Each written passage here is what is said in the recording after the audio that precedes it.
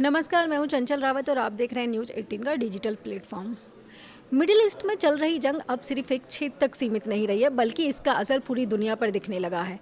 तेल संकट पर इसका असर सबसे ज़्यादा दिख रहा है। अगर हालात ऐसे ही बिगड़ते रहे तो दुनिया भर में पेट्रोल, डीजल महंगा हो सकता है और अर्थव्यवस्था पर भी भारी असर पड़ सकता है। इसी बीच एक बड़ी रिपोर्ट सामने आई है। द न्यूयॉर्क टाइम्स के मुताबिक सऊदी अरब के क्राउन प्रिंस मोहम्मद बिन सलमान ने अमेरिका के राष्ट्रपति डोनाल्ड ट्रंप से बातचीत में ईरान पर ज़्यादा दबाव बनाने की बात रखी है। रिपोर्ट्स में दावा किया गया है कि प्रिंस का मानना है यह जंग मिडिल ईस्ट का नक्शा बदलने का मौका हो सकता है। उनका कहना है कि ईरान खाड़ी देशों के लिए सबसे बड़ा खतरा है और इस समस्या का हल सख्त कदम उठाकर ही निकलेगा। वहीं दूसरी तरफ इजराइल के प्रधानमंत्री नेतन्याहू भी ईरान को सबसे बड़ा खतरा मानते हैं और लगातार कार्रवाई की बात कर रहे हैं।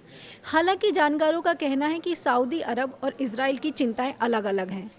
अब दिलचस्प बात यह है कि इन रिपोर्ट्स के बावजूद सऊदी अरब ने सार्वजनिक रूप से यह कहा है कि वह जंग को लंबा खींचने के पक्ष में नहीं है। सऊदी सरकार का कहना है कि वह हमेशा से इस जंग का शांतिपूर्ण समाधान चाहती है। उनकी सबसे बड़ी चिंता अपने लोगों की सुरक्षा है, क्योंकि रोज़ाना हमलों का खतरा बना हुआ है। ईरान पर आरोप है कि उसने बातचीत के बजाय टकराव का रास्ता चुना, जिससे सभी देशों का नुकसान हुआ है। लेकिन इसमें सबसे ज़्यादा नुकसान खुद ईरान को झेलना पड़ रहा है। इस जंग का असर अब साफ दिखने लगा है। अमेरिका और इजराइल के हमलों के जवाब में ईरान ने खाड़ी देशों पर मिसाइल और भयंकर हमले किए हैं।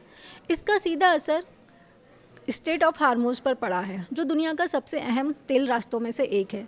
वह प्रभावित हुआ है।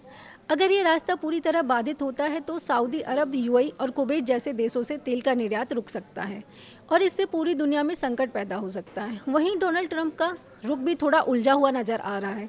कभी वह तनाव कम करने की बात करते हैं तो कभी सख्त कार्रवाई के संकेत देते हैं। रिपोर्ट्स के अनुसार मोहम्मद बिन सलमान ने ईरान की ऊर्जा ठिकानों को निशाना बनाने और यहाँ तक कि ज़मीन पर कार्रवाई करने का भी सुझाव दिया है, ताकि ईरान की सरकार पर दबाव बनाया जा सके। मिडिल ईस्ट की यह जंग अब सिर्फ दो देशों की लड़ाई नहीं, बल्कि पूरी दुनिया की अर्थव्यवस्था और शांति को प्रभावित कर सकती है। आने वाले दिनों में ये देखना बेहद महत्वपूर्ण होगा, क्या देश बातचीत से समाधान निकालते हैं या फिर यह संघर्ष और भी ज़्यादा खतरनाक रूप ले सकता है।